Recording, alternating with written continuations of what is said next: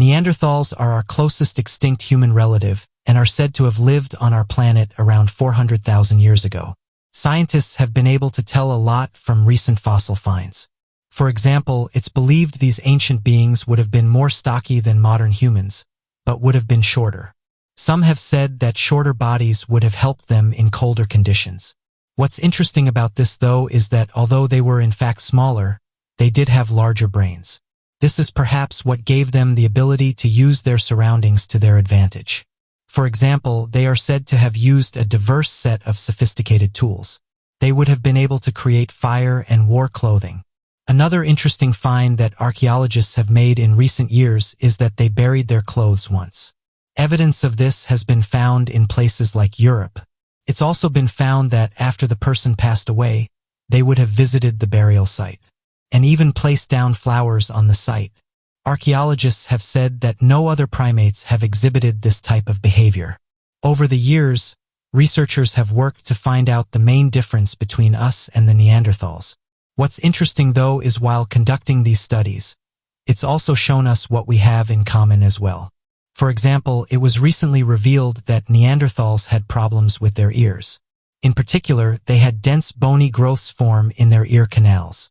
It's been commonly referred to as surfer's ear, and this is because it's said to form when someone is exposed to windy and cold conditions.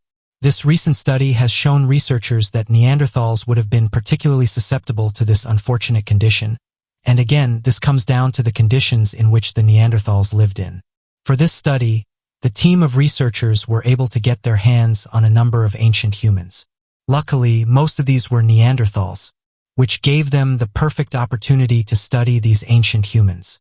They made the discovery after examining the ear canals. The scientists discovered that this condition was quite common in the remains they studied. Unfortunately, these ancient humans would not have been able to treat this condition. In their cases, it would have led to a decrease in hearing. Ear infection, hearing noises due to trapped debris and daily pain. The researchers discovered that other individuals had this condition as well, but it was mostly found in the endothores. As of right now, researchers are carrying out more tests on the individuals. Over the years, there have been many theories passed around in regards to ancient Egypt. For example, some believe that our ancestors were not able to build the Great Pyramids of Giza and therefore would have needed help in some form or another. However, Egyptologists and archaeologists have said that our ancient ancestors had a great understanding of construction. This understanding allowed them to help build some of the most impressive structures on our planet. What's interesting is that, going back in 2014, archaeologists uncovered what they described as a ramp system. This was said to have aided the ancient civilization in building these massive structures. With that being said, though, even today, researchers and Egyptologists struggle with coming up with a satisfying answer as to explain the cause of its creation and the purpose the structure holds. The mystery has seemingly only become more complex as more discoveries surrounding the structure are made every single year, some more baffling than the last. Scientists say the Egyptians didn't have help and were indeed a very capable civilization. However, theorists have said the Egyptians had help from large humanoids. They don't go into detail but state the ancient Egyptians once had giants help them with the construction of the pyramids. The proof they have is in the form of drawings. These carvings depict large humans looking over average-sized humans, and they say this is what allowed them to build these giant structures. Rumors of these giants go back years. Back in 820 AD, the neighboring ruler to Egypt at the time, the Sultan made several attempts to open the Great Pyramid, and so contacted a number of experts to better understand the site, to which he was told the structure had been built by giants, of whom are referred to as superhuman beings, and that within these pyramids they had stored a great treasure beyond the knowledge of man. It's due to these writings and the sheer magnitude of the pyramids that many believe it's possible that an ancient race of giants constructed the massive structures. With that being said, there's still no scientific proof of giants ever existing. This is, however, depending on what you consider a giant. Scientists have said that over the years large people have been found all over the world. For example, one man by the name of Robert Wadlow was over 8 feet 11 inches, and it's been suggested that someone of a similar height may have been born during the ancient Egyptian era, and that's where the stories of giants started. Mythbusters was a hit TV show with millions of people tuning in over the years. All kinds of myths and urban legends were put to the test, and one such legend was that of the mystical heat ray. This was said to have been used by Archimedes to fight back an entire military during his day. According to the legend, back in 212 BC, an inventor and philosopher of the time known as Archimedes was at the shores of a massive siege between his own people and a number of Roman warships. Made entirely aware that his people were both outnumbered and outmatched, Archimedes began constructing what was referred to as a burning glass that would be able to burn through the Roman shems and protect his people. A number of the legends and different variations exist that claims he used one large mirror to reflect the direct sunlight, whereas others claim he used the shields of 70 soldiers to redirect the light at the warships to catch them on fire. This legend has often been challenged by a number of researchers from around the world, claiming that such a story is completely fabricated, and that the physics of the encounter don't seem to add up. This led to the TV show Mythbusters attempting to recreate the event, only to find they were completely unable to ignite a model ship with the use of reflective shields. Regardless of these finds, many still believe the event had occurred at one time given the fact the legend has been recorded by both Greek and Roman historians, both of which recounted the event. Considering the fact these historians only wrote down verifiable events, it's led many to believe that perhaps Archimedes constructed a whole different form of technology, and this helped him to construct his heat ray. What's interesting is that videos can be found on YouTube in which people have replicated this technology, and some have in fact been able to set certain objects on fire. In one video, a man and a woman were able to light a wooden ship on fire using a very similar technique. Videos like these and various other tests has led some to believe that not only was this technique real, but it would have been used in combat to take down opponents. The only thing that was needed would have been a big enough mirror, and you would have had yourself a fully functioning heat ray. Some have even put forward the idea this would have been one of the first natural weapons that was successful in battle. So what do you guys make of this? And do you think Archimedes was successful in taking down an entire military using this technique? Let me know your thoughts in the comments. Back, a South American farmer discovered something incredible underneath his land. Over the years, people found incredible relics, and what's interesting is that most of the time they weren't even looking for them. This was the case for this farmer. It turns out that buried under his land was an ancient relic that had been there for thousands of years. The discovery was from the Ice Age, and after calling in researchers, they quickly identified the remains as a mammoth. The discovery was then given the name of the Michigan mammoth. Michigan professor Dan Fisher said the following about the discovery. After investigations, we believe the animal would have been around 40 years old when it met its end. We think that humans were here and may have butchered and slashed the meat so that they could come back later for it. Scientists and researchers have said that due to the amount of mastodon and mammoth fossils that have been discovered, they were probably the most common Ice Age creature to have walked the planet. Over the years, the remains of these creatures have allowed researchers to learn what life would have been like during the Ice Age. This is in part due to the fact that some of these specimens have been completely frozen in ice. One location that's given us some of these is Siberia. Researchers have been able to analyze the skin, tissues, and hair of this creature, and it's given us an insight into this creature's behavior and traits. Going back to the discovery, the professor stated the bones were around 15,000 years old. It seems that scientists may have plans for these mammoths as well. Last year, it was announced by scientists in Russia along with South Korea that they've been working on bringing back prehistoric creatures. The scientists are currently carrying out research in a lab that costs $5.9 billion to build. The Russian scientists hope to study animals that were once extinct from the living cells. Finally, they want to be able to move on to restore the creatures. Some of the creatures they are studying include the cave lion, woolly mammoth, woolly rhino, and species of horses. This is no longer a fantasy. Scientists from Harvard and Russia have already delved into mixing genes to bring back species that are extinct. They want to put woolly mammoth genes into an Asian elephant, and plan to do this by 2020. Some have suggested this could be the start of something huge, with people putting forward the idea we'll eventually have extinct species roaming our planet again. Back in 44 AD in Jerusalem, a soldier decided to fight, which probably at the time seemed like a great thing to do. However, it eventually led to around 10,000 people losing their lives. The Jewish War is a book written by Josephus, a Roman Jewish historian of the 1st century, and it details in it the time that a Roman soldier farted. When the soldier let rip, it triggered a revolt against Jerusalem's rulers. According to the story, the Romans who had control of Jerusalem during that time used to always keep a lookout and have guards stationed at festivals. This was to make sure that no fights would break out and that events could happen without any issues. During one of these events, a soldier pulled back his garment and, carrying down after an indecent manner, turned his breech to the Jews and spoke such words as you might expect upon such a posture.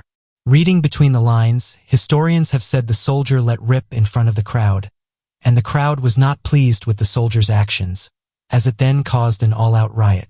The crowd soon became too much for the soldiers, so the Roman leader of Jerusalem, Ventilius cum Anus, called for additional reinforcements. Josephus detailed the following: the violence with which they crowded to get out was so great that they trod upon each other.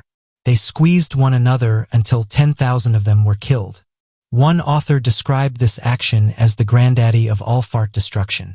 Interestingly, he wrote this account a few decades after the event happened. So some historians and researchers have said the numbers could be exaggerated. Regardless, the event is still believed to have happened, and chaos was created from a soldier letting rip. Interestingly, this isn't the only time that people have lost it due to someone farting. It's reported that back in 569 BC, due to someone letting rip, it caused frustration and a revolt against King Aprus of Egypt. According to the story, King Aprus sent one of his soldiers to try and calm arguments that were going on between the soldiers. These arguments were thought to have been quite bad, and multiple generals were getting worried about it getting out of hand. The rebel soldiers claimed Amasis would become their new ruler, and that they would follow in his footsteps. When the king got wind of what was going on, he sent one of his best generals to sort out the situation. When he arrived, he tried to sort out the problem with Amasis. However, he farted and told the general to carry that back to Avernes. Due to how badly the king handled the situation, there was uproar, and Amasis would take official reign, perhaps being the only time that a fart would lead to someone becoming a king. It's reported that Amasis was a good king and took Egypt to new heights, in particular bringing Egypt to new levels of wealth.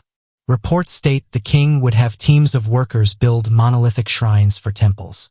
He would go on to marry a Greek princess named Lades, who was the daughter of King Battus III. Herodotus reported that after visiting Egypt less than a century after the king's death, the country was in a much better state.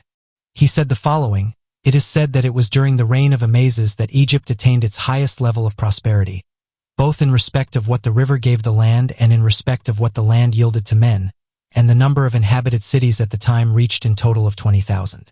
Also, my question to you guys is, what do you make of the Roman soldier that farted and caused an all-out riot?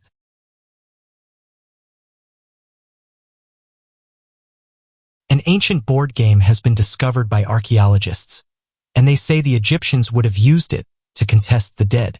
Interestingly, the game is called Asenath, and it was used around 5,500 to 3,500 years ago. This game has been nicknamed the Game of Death, and would have required at least 2 players. The players would roll the dice, and the goal of the game is to get into the corners of the board.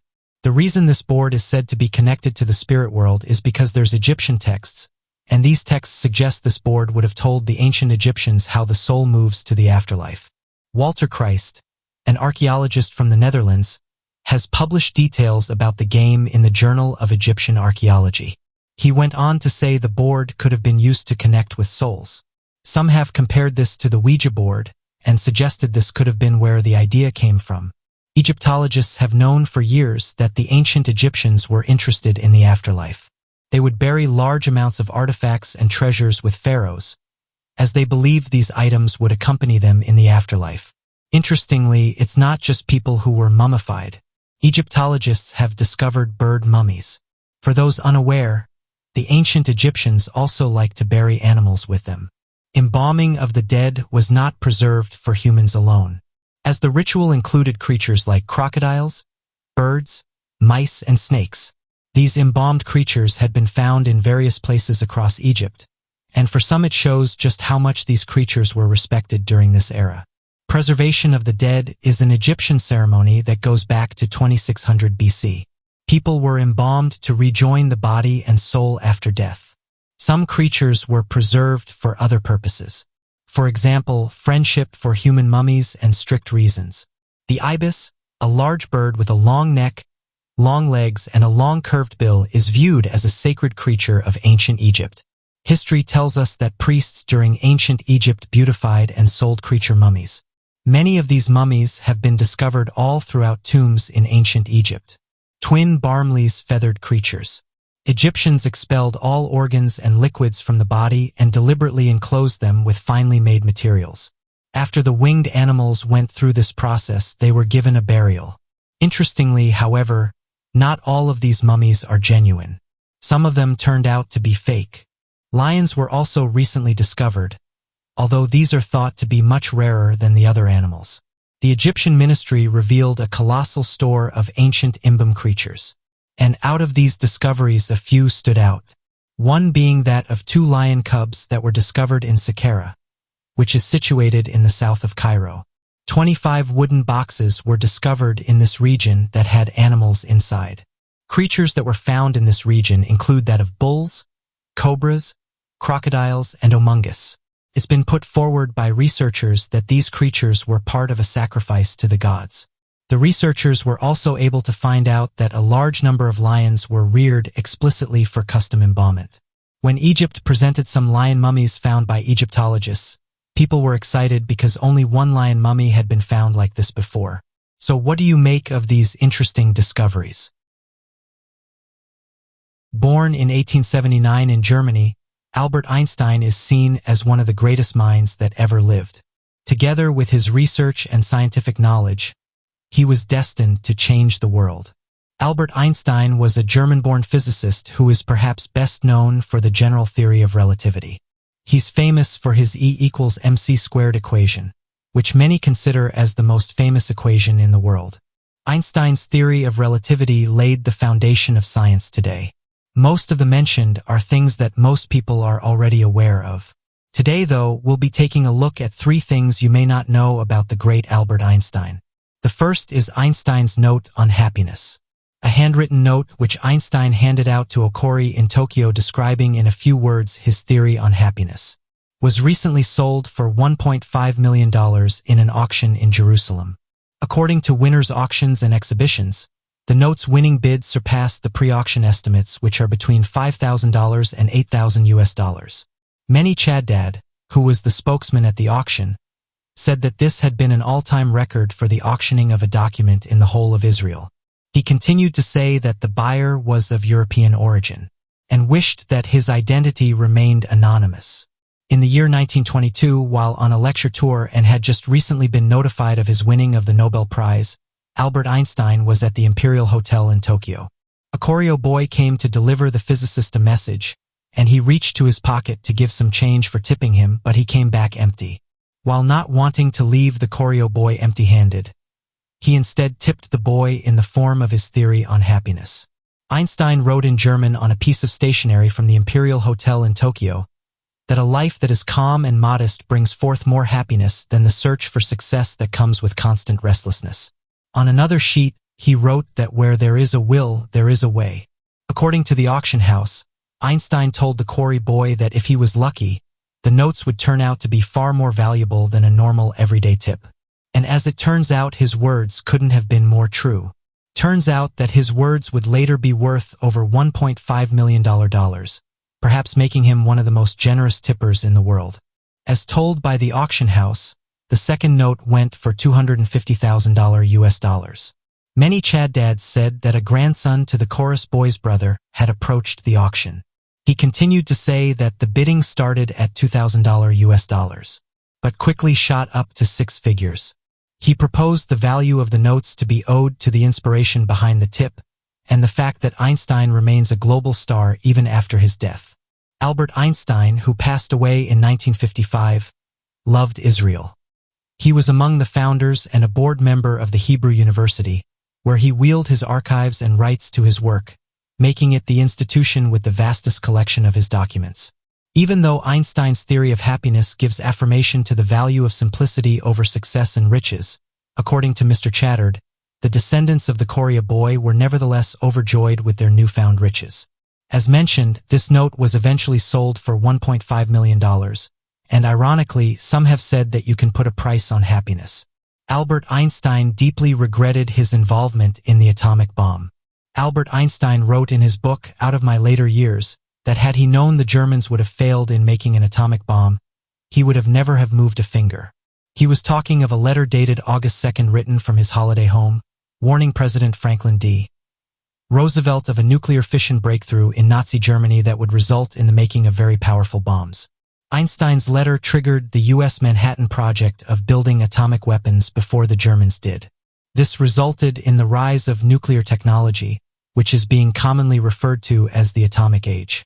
According to a Washington Post article on the 20th of December 1986, the letter was sold to Malcolm Fowles Publishers, currently at Christie's, for $220,000. As a matter of fact, Albert Einstein did not write the letter, despite the fact that he reviewed it and signed it. Leo Szilard, a physicist, wrote it at a time just after the Germans had succeeded in the splitting of atoms in December of 1938. Szilard discovered that an atomic chain reaction could be created through this process. He then visited Einstein at his holiday home, accompanied by other physicists, Edward Teller and Eugene Wigner. The letter of 1.5 pages mentioned the German fission experiment, saying that there was a possibility of setting up a nuclear chain reaction in a big uranium mass, which would generate a lot of power and many elements like radium.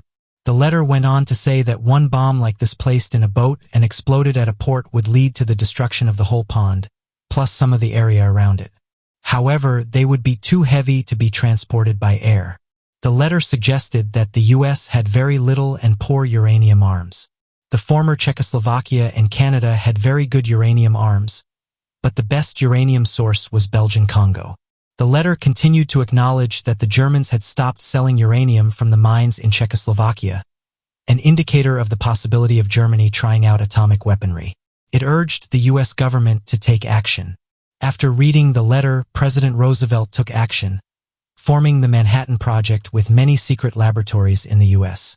By the time this project made the atomic bomb, Germany was beaten. 2 bombs were dropped on Japan, who were allies to Germany. Szilard opposed this, saying that the Japanese bombing was not justified.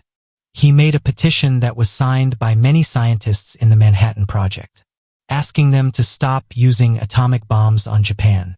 Szilard and many other scientists had initially collaborated on a report in 1945, where they called for the U.S. to make a demonstration of the atomic bomb to show Japan the consequences of not surrendering.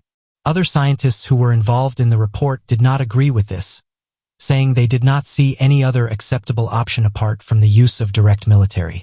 Einstein regretted the fact that he signed the letter of August 2nd, as he was also critical of how the atomic bombs caused the civilian atomic energy. The FBI believed he was a Soviet spy. By the time the FBI started investigating him in 1932, Albert Einstein was already a world-renowned physicist. Together with his wife Elsa, they had just relocated to the U.S. from their native home in Germany. At this time, he was very vocal about issues concerning the society and argued publicly opposing nationalism and racism. By the time he passed on in 1955, his file, the FBI, would be thousands of pages long. Edgar Hoover, who was an agency director, was very suspicious of Einstein's activist nature, and according to him, Einstein was possibly a communist and extremely radical. Had he known about these labels, Einstein would have probably laughed them off, as he'd heard much worse from Germany back in the day. Einstein once declared in 1901 that the greatest enemy of truth was the unthinking respect for authority. His defiant nature led to Einstein's kicking out of the German equivalent of high school at 15 years old, which made him renounce his German citizenship. He didn't want anything more to do with the schools in Germany or the rampant military. Einstein did not go back to Germany until his prestigious appointment in April 1914 at the University of Berlin, which was owed to his achievements.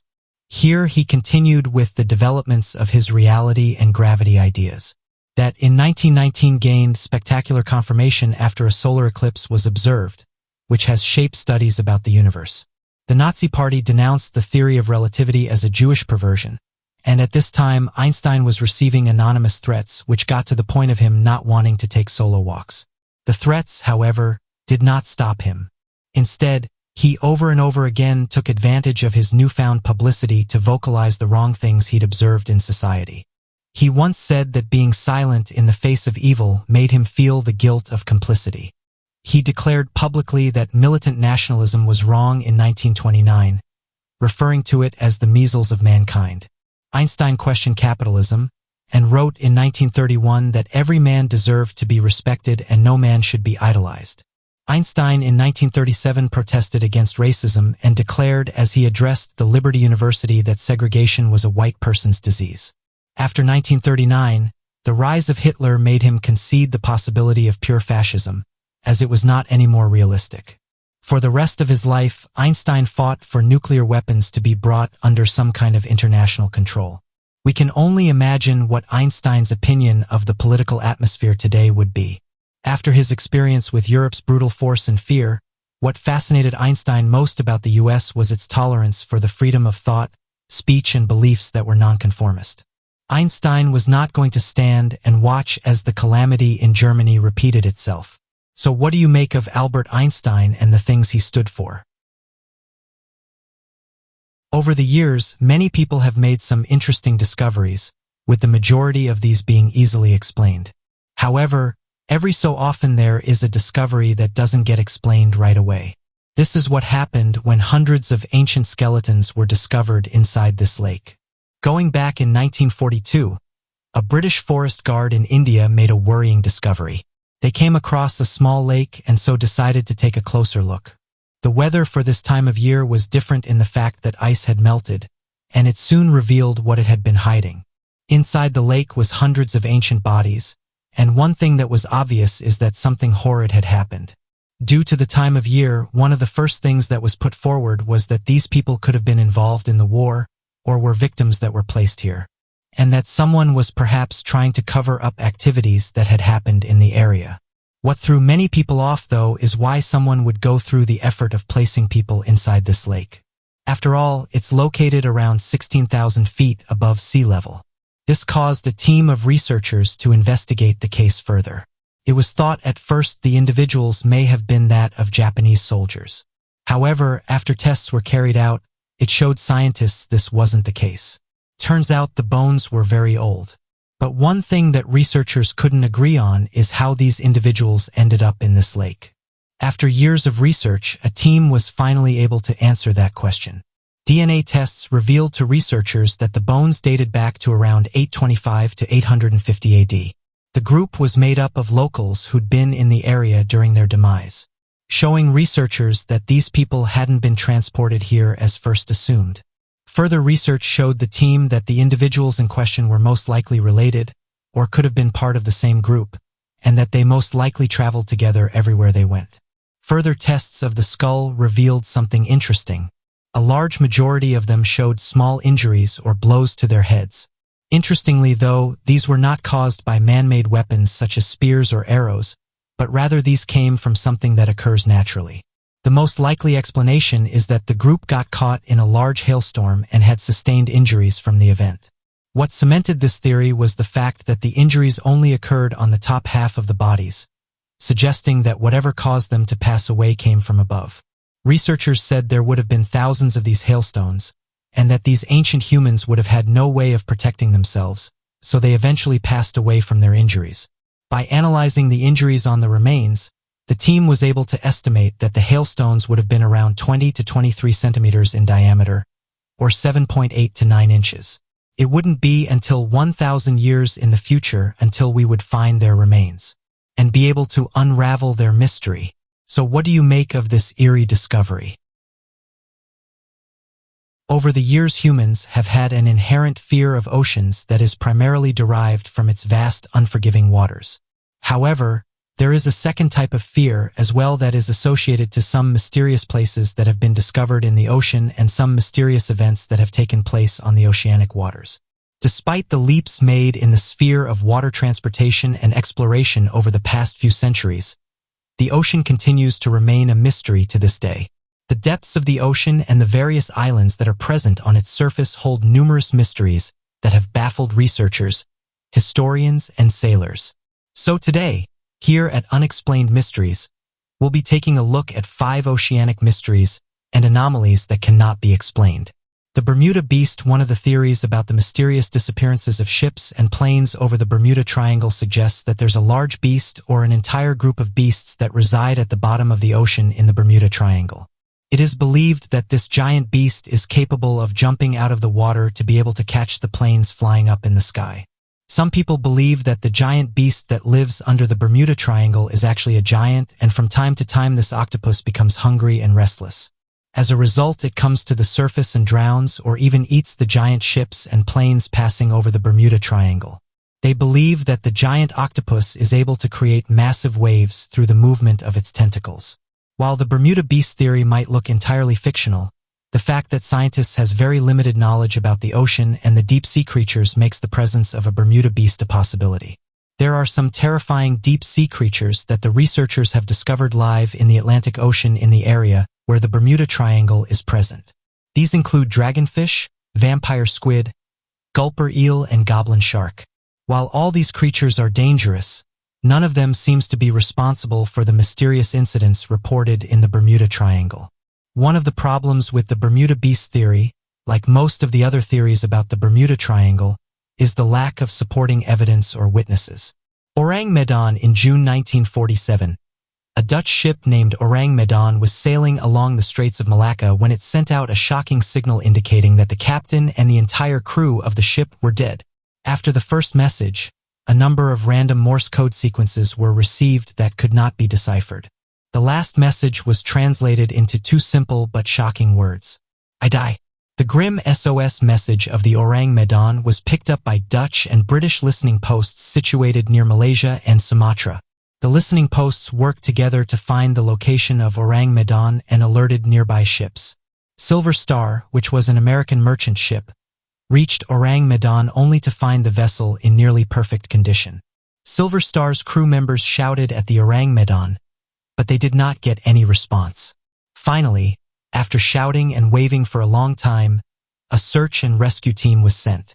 When the team stepped on the Orang Medan's deck, what they saw was something only to be seen in nightmares. The entire crew of the Orang Medan was lying dead. Their eyes were wide open with fear. Their mouths were wide open as if they were screaming when they died, and their arms were spread wide as if they were trying to stop someone.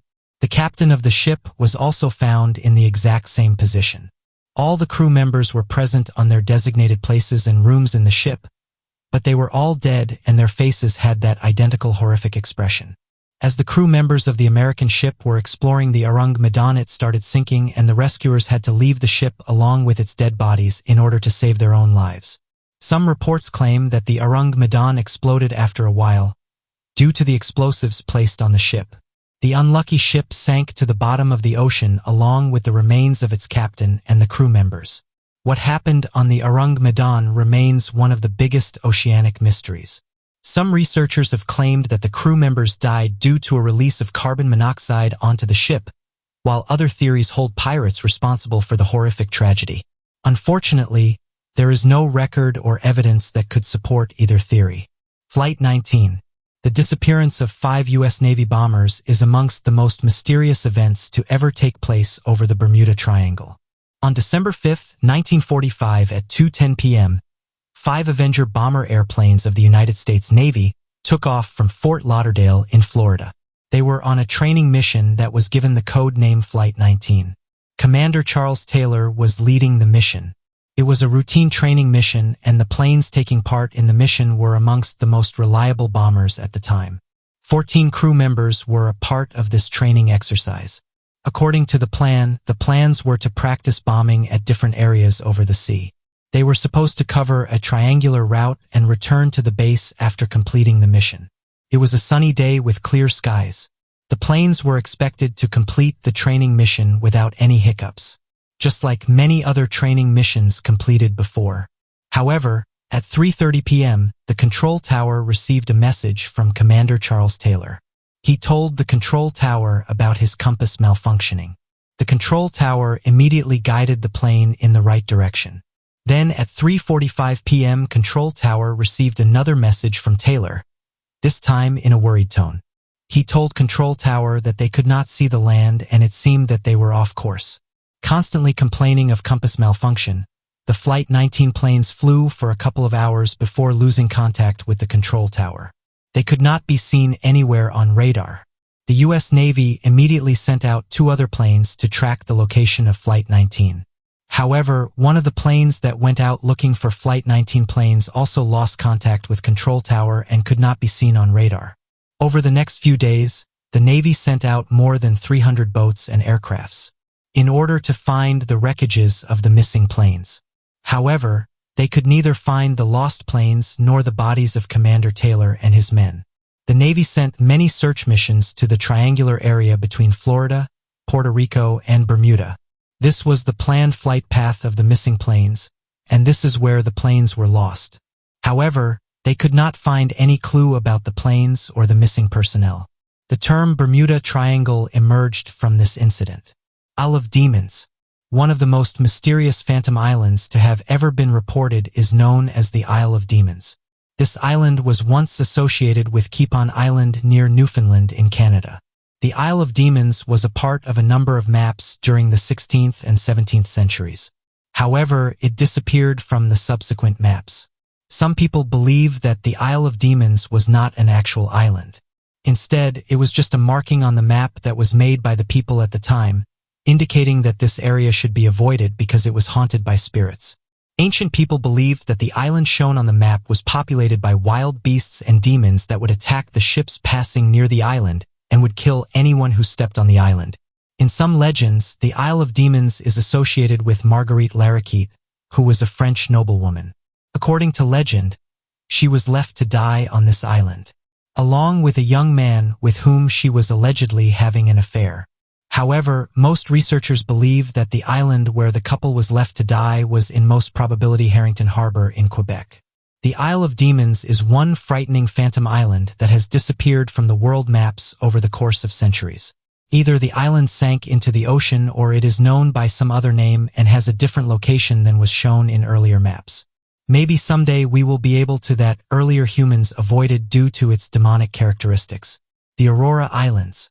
In 1762, a Spanish merchant ship named Aurora was traveling from Lima to Cadiz when the ship's crew saw 3 strange islands. The same islands were once again spotted by the same ship in 1774. Then in 1794, a Spanish survey ship was sent to determine the exact location of these islands. Named as the Aurora Islands, these islands were seen by various ships until 1856. Since then, the islands seem to have been lost in the ocean. The reported location of the Aurora Islands was halfway between South Georgia and the Falkland Islands. A number of different explanations about the persistent reports of the Aurora Island sightings during the late 19th century and the first half of the 18th century have been given by researchers. Some researchers have given the theory that they were in most probability large icebergs that melted over time. However, this explanation has been widely dismissed as icebergs are quite easy to identify, and it is nearly impossible to mistake an iceberg for an island. A more widely believed explanation about the mysterious disappearance of the Aurora Islands is that these were actual islands that sank into the ocean during the 18th century. The proponents of this theory present the various other volcanic islands that sank into the ocean as evidence. However, no direct evidence has been found that could either approve or disprove this theory. The mysterious disappearance of the Aurora Islands is still a metaphor debate amongst researchers, and it remains a mind-boggling oceanic mystery that cannot be explained. But what do you all think of these 5 mysterious oceanic anomalies? As humans look to the stars, we have made countless discoveries that only help to demonstrate how little we truly know about the universe that surrounds us. So today, here at Unexplained Mysteries, we will be going over 4 mysterious space discoveries that will have you second-guessing everything that you thought you knew about our universe and work to uncover what new emerging theories might be speculating in the meantime. Apollo Moon. On November 14, 1969, in an attempt to better understand the makeup of the moon, NASA placed multiple seismic readers across its surface and then soon launched a lunar space module on a collision course for the moon. The idea behind this theory was to allow the lunar module to strike the moon with such a dramatic force that it would send reverberations and specific frequencies throughout the entire and allow the seismic readers to capture this data and help to accurately map out the inside of the moon. What they soon discovered was baffling. Original theories and hypotheses had suggested that these reverberations would not last longer than a minute, given that the surface of our moon is covered in mostly basalt, which would work to absorb these reverberations and, given its extensive presence, was believed to make up the majority of the mantle of the moon at this time. It was mathematically calculated to prevent the seismic activity from lasting for a prolonged period of time. However, as the lunar module struck the moon, the entire celestial body began reverberating for over an hour, NASA scientists describing its reverberations similar to that of a church bell ringing. There is still no reasonable hypothesis for the cause of this today, and no further information can be gathered given NASA's lack of future missions to the moon. The most legitimate theory available at this time comes from the works of Russian researchers Michael Vassin and Alexander Shabakov that had posited the artificial moon theory. They began to notice that the craters of the moon, regardless of the impact size or diameter, all equaled out in depth. They also noted that these craters generally had very shallow and flat interiors and in other areas even containing convex bottoms. They hypothesized that meteors are hitting an armored hull underneath the basaltic surface of the moon, preventing further depths into the celestial body, and believing the moon to be a possible spaceship created by a complex alien life. This theory was only reinforced as the mathematics for the moon and its density became an apparent issue. Given its size, location, and theorized general makeup, the moon should have a density of roughly 5.5 g per cubic centimeter. However, given its orbital path and overall physics, we find the moon to only be 3.3 g per cubic centimeter, causing the moon to be significantly less dense compared to our Earth despite theories of the moon's creation coming from the materials of the Earth. Also soon began becoming connected to the strange, anomalous properties of our moon. The moon is too big to have naturally been caught into the orbit of our planet. For comparison, our moon is 2,159 miles in diameter, whereas the largest Martian moon is merely 14 miles in diameter. This has led to a wide array of debates among the scientific community as to its formation, and even recreations and simulations of impact theory have proven ineffective and mathematically implausible as to the formation of our moon. Strange coincidences have also occurred. Our moon has the perfect diameter at the perfect distance to create a perfect solar eclipse. The odds of this naturally occurring are astronomical and have led to further questions as to the viability of our moon naturally forming. ESA's largest star map ever created. Back in December of 2013, the Gaia Observatory mission was launched with the goal of collaborating with scientists all over the world to gather scientific data concerning stars and large celestial bodies being tracked within the Milky Way galaxy. The effort began with the goal that as data is collected over the coming years, the gathered information would allow scientists to create a working map of the galaxy, would involve incredible detail and placement. Today, more than 7 years since the project began, the ESA Director of Science claimed that the observations collected by Gaia are redefining the foundations of astronomy, as a complete galactic image involving more than 1.7 billion stars was compiled. This new image is the largest star map to have ever been created, and will only continue to grow over the coming years as more funding and effort into the star map is supported as technology betters and research grows. Right now, Gaia scientists are hoping that the new star map will help to reveal anomalous bodies and perhaps work to better explain the dark matter problem with our current model of our Milky Way galaxy. Exoplanets located in TRAPPIST-1 discovered within the TRAPPIST-1 system that made headlines from all around the world. TRAPPIST-1D was one of the many exoplanets found orbiting a star very similar in heat and size to our own Sun that led many research scientists to believe that many of the planets orbiting around the Sun to be Earth-like habitable planets and ideal for future colonization of a solar system. The most exciting prospect of this discovery was not only the planets, however, but rather the distance the system is from our own solar system, being only a mere 39.6 light-years away from us, making it an interstellar neighbor with a much easier point of access. In fact, previous efforts in developments of space technologies such as that of the Orion nuclear-powered spacecraft could see the journey to the TRAPPIST-1 system met in as little as one generation of passengers and accomplished in a short 60 years. This very well means that efforts could be started right now to begin interstellar colonization with current space technologies without any additional stress of developments already being performed. The TRAPPIST-1D planet in orbit around the Sun-like star of the TRAPPIST system also appears to be cooler than that of our own Earth and far richer in composition of precious metals, a rocky surface, a low gravity for easy takeoff, and an atmosphere filled with. However, given the planet's size, mass, and density, it is theorized to have a weak electromagnetic field which would not help to shield colonization efforts from damaging cosmic radiation, similarly seen on our neighboring planet Mars. But even if the planet turns out to be incompatible with future colonization efforts once the passengers arrive at their destination, it can easily be cannibalized for resources to build megastructure bases capable of supporting human life, and assist in the efforts of terraforming and colonizing the other neighboring planets nearby. The closest neighbor to the TRAPPIST-1d planet, TRAPPIST-1c, is seen as the best candidate for future human colonization efforts that require next to no additional research developments in the realm of colonization. The short distance of the interstellar neighbor, along with all the raw resources that can be gathered by the neighboring planet, is only the first bullet point as to why TRAPPIST-1c is a prime candidate for colonization. Back in 2016, researchers found that the planet has a temperature that is very similar to Earth, with a maximum surface temperature of 140 degrees Fahrenheit, a temperature similarly seen in areas on Earth such as Death Valley. Additionally, TRAPPIST-1c has a gravitational force that is 97% equal to that of Earth's gravitational forces, making it habitable for long-term endeavors, without risk to the health and wellness of colonizers, as well as a mass large enough to support a strong electromagnetic field that can shield colonizers from deadly cosmic radiation. This makes it a prime environment worthy of colonization efforts, as the size, atmosphere, electromagnetic field, and mass of the planet seem to be an almost perfect mirroring of our very own planet. Recent research also believes the planet to have a rich atmosphere of water vapor that could potentially see the planet slightly cooled enough to have surface temperatures similar to that of Earth.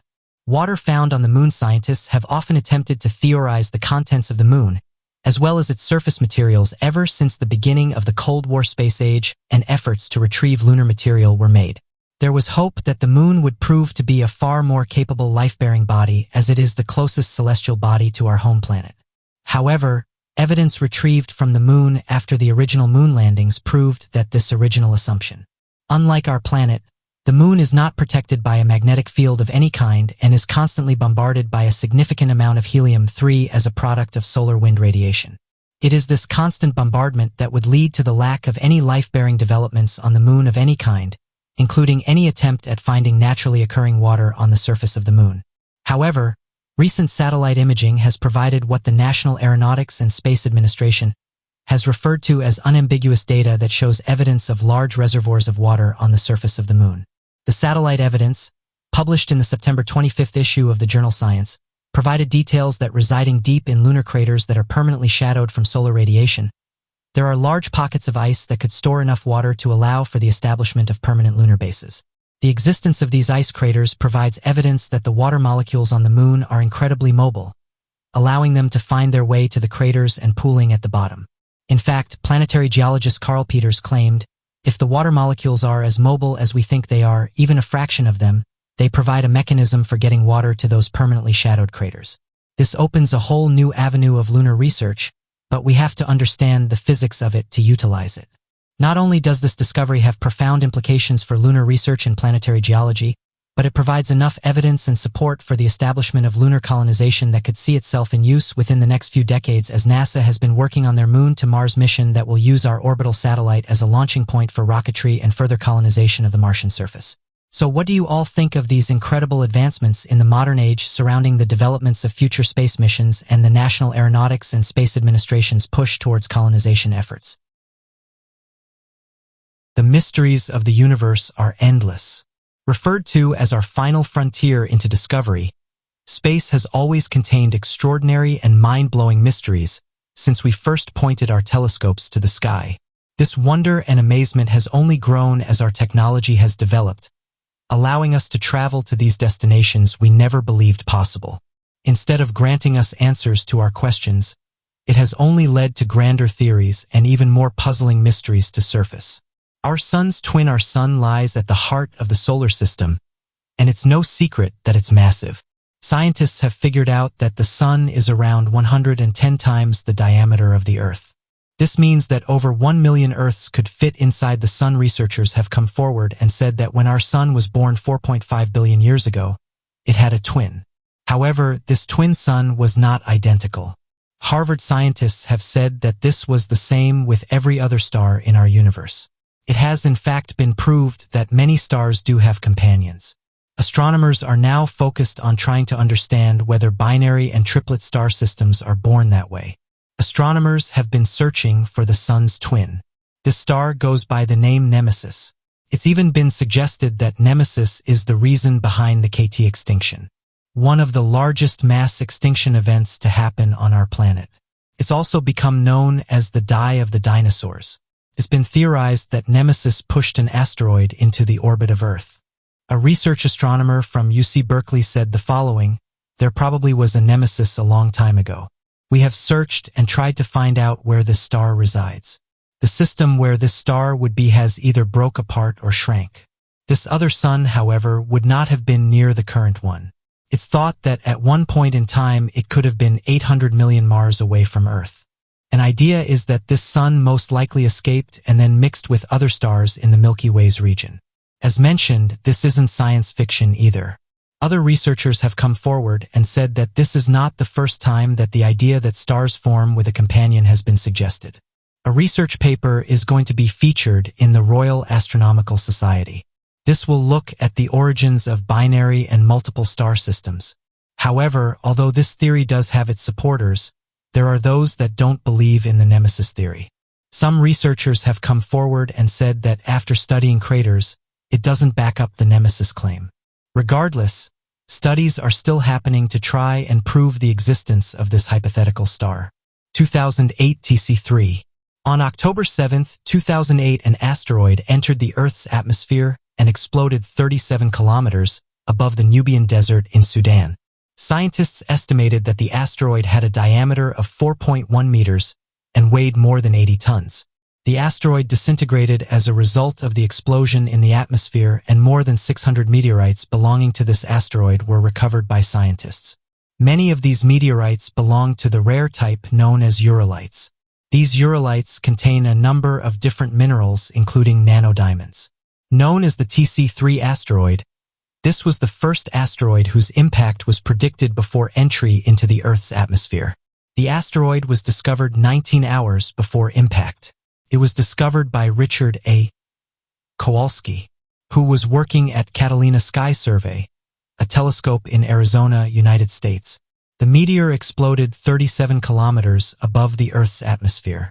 The energy of the explosion was measured to be equal to that of a 0.9 to 2.1 kilotons of TNT.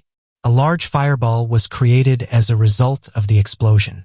According to media reports, the light from the explosion was so intense that it lit up the sky just like the full moon. An airliner that was traveling 1,400 kilometers away from the explosion reported seeing a very bright flash of light. After the explosion, scientists started searching for the torn-apart meteorites. 15 meteorites were discovered within the first 3 days of the explosion. After analysis, the researchers concluded that the asteroid TC3 belonged to a class of asteroids known as F-class asteroids. Researchers found amino acids on the collected meteorites, and they concluded that the source of the asteroid was most probably another planet in our own solar system. One of the pieces of the TC3 asteroid was gifted to Richard Kowalski, the scientist who discovered the asteroid before it had entered the Earth's atmosphere. According to scientists, it is not uncommon for asteroids of such a size to hit the surface of the Earth. In fact, 2 or 3 such asteroids hit Earth every year. Mysterious radio signals from the M82 galaxy. For 10 years now, astronomers have been picking up mysterious radio signals from the M82 galaxy. Located about 12 million light-years away, the Messier 82 is a starburst galaxy located in the Ursa Major constellation. This galaxy is 5 times more luminous than our Milky Way galaxy, and its center is 100 times more luminous than our galaxy's center. Receiving a radio signal from such a distant galaxy is quite mind-blowing. It opens up all kinds of possibilities. Researchers do not know anything about the object that is making these signals. The first signal from the M82 galaxy was received by the Parkes radio telescope in Australia. Up until now, more than 20 signals have been discovered. As you would expect, this is one of the hottest topics in astronomy today. Some scientists have given the theory that these signals are coming from the high-energy pulsars that are being consumed by a black hole in the M82 galaxy. Another theory points towards the possibility of massive cosmic explosions, And then there is always a possibility, as per our own understanding, that an alien race might just be trying to contact us. The discovery of these mysterious radio signals from the M82 galaxy has given scientists a new hope about the possibility of an alien civilization. At the same time, it has also opened up a whole new mystery to be solved by researchers. Will we be able to see this mystery unfold during our lifetime? Only time will tell. First radio broadcast. Though its influence in history has been astounding, the small broadcasting device we know as the radio has not been around for very long. In fact, its inventor Nikola Tesla did not first conceive of the idea until 1885. Despite the young age of the device, it was made apparent that Mr. Tesla was far ahead of his own time when first coming up with its invention. Being the only inventor of his time, be made aware of the electromagnetic spectrum and the ability to tap into its powers and uses. Oddly enough, Tesla wrote extensively in his notes that when he made the first radio capable of receiving and broadcasting his signal, as soon as he turned on the device, he could already hear another person's voice on the other side. He would later go on to claim that the people transmitting him a signal were those of beings living on the surface of Mars, and that they were attempting to make first contact with him. This was only made more eerie as Nikola Tesla wrote that this voice was that of a man calling out his name, saying Tesla 1, 2, 3 over and over again before the signal cut out entirely. Many researchers speculate that this signal could have been nothing more than background radiation misinterpreted, caused by a solar wind of the sun. However, many believe that perhaps something far more creepy could have been going on in the background. No explanation for this strange occurrence has been provided, and still many speculate that perhaps Nikola Tesla made contact with something not quite human. Ranging from extraterrestrials to time travelers, the conspiracy theory community seems hellbent on trying to discover the root cause of Nikola Tesla's first received broadcasts. The 1860 Great Meteor. A unique meteoric phenomenon was observed on July 20th, 1860. It is popularly known as the 1860 Great Meteor Procession. A number of people in different parts of the U.S. saw several fireballs traveling across the sky at a very high speed. The Great Meteor Procession was also seen by Frederick Church, who was a renowned American landscape painter. He created an oil painting of the meteor procession portraying what he had witnessed. Most of the people who saw the strange meteor procession were baffled by the sight. The event could not be deciphered immediately due to the lack of widespread scientific knowledge, and it could not be observed in detail due to the lack of equipment required to observe such a phenomenon. However, over time, it has become one of the most popular meteor processions. It is believed that the famous American poet Walt Whitman was inspired by the Great Meteor Procession sighting in 1860, and this event led him to write his famous poem, Year of Meteors. In 2010, 150 years after the Great Meteor Procession, it was finally determined that the phenomenon was an Earth-grazing meteor procession. Over time, epic stories have been told about nights, and some of these legends have become quite well known. One of the strangest mysteries found across England is that of the legends surrounding the existence of a number of water dragons, believed to have been located around Sussex, referred to only as the Knuckers. The Knuckers were rumored to have lived in small ponds and lakes known as Knuckerholes, and were supposedly responsible for the destruction of smaller villages, the disappearance of villagers devouring and tearing apart livestock, and infesting areas across England. This led to a number of local kings devising ways to have the dragon slain and completely eradicated in population. This would be done by using knights. Stories like these are known and have been passed down. However, one of the more stranger ones that historians haven't been able to explain is why so many knights have been shown battling snails. In some depictions, these snails grew to enormous sizes. What's interesting about this is that these depictions are relatively common in English manuscripts. Historians note that in many of these scenes, the knights are quarried, with the British Library being able to find several accounts of these battles. It's a mystery as to why these battles have been saved in ancient manuscripts, and why a man and a snail would be fighting in the first place. Some have suggested the drawings could have a deeper meaning, and one that we haven't yet been able to work out. As of right now, not much information is known about the bizarre matchup, but historians have said it's likely that we'll never know the true reason behind the drawings. Another tale of epic proportions surrounds a man known as John Lamberton.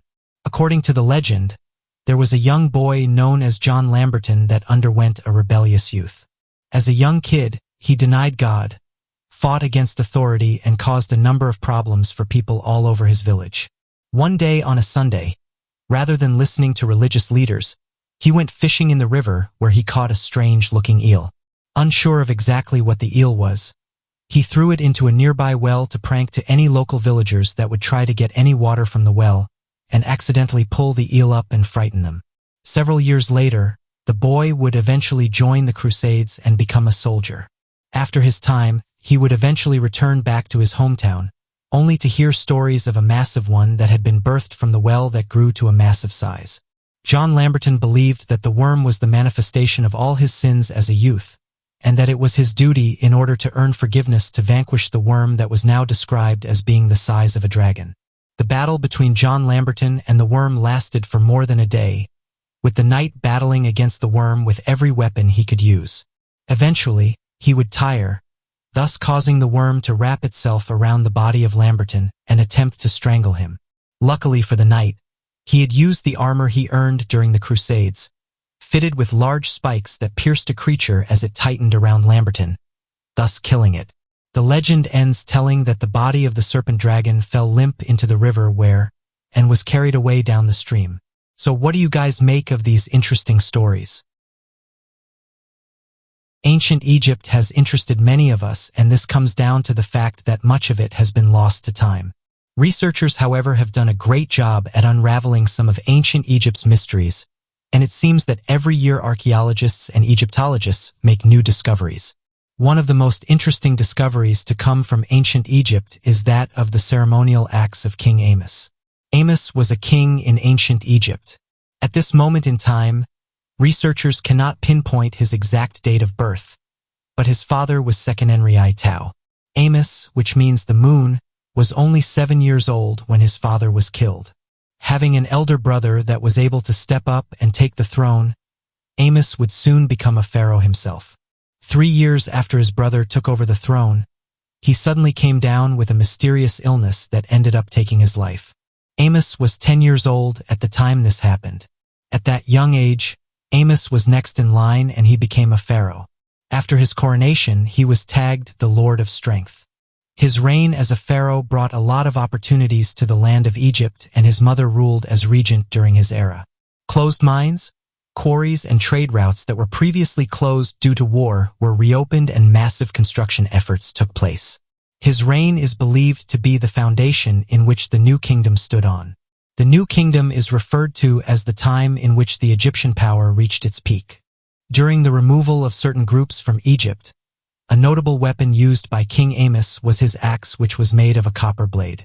The handle is covered in gold and precious stones, and this axe contributed to the unification of Egypt during his reign.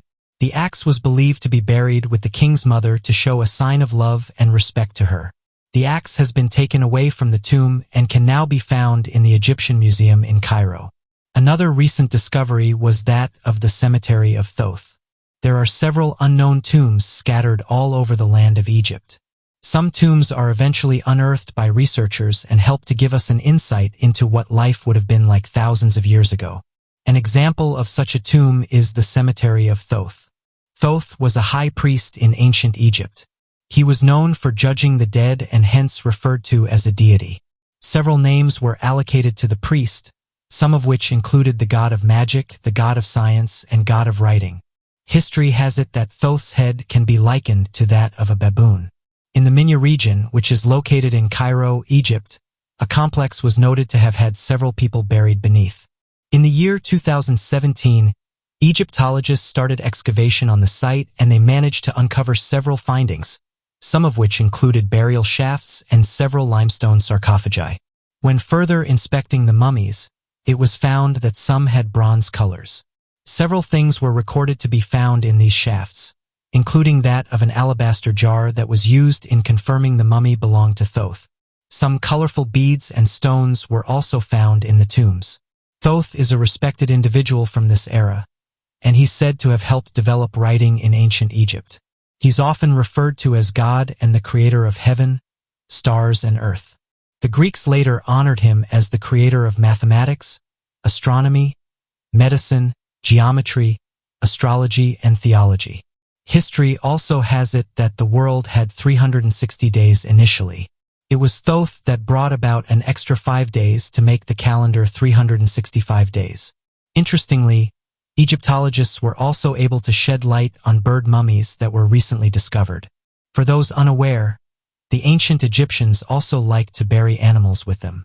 Pharaohs and individuals from ancient Egypt were regularly embalmed when dead. Embalming of the dead was not preserved for humans alone, as the ritual crossed across other creatures like crocodiles, birds, mice, and snakes. These embalmed creatures have been found in various places across Egypt, and for some it shows just how much these creatures were respected during this era.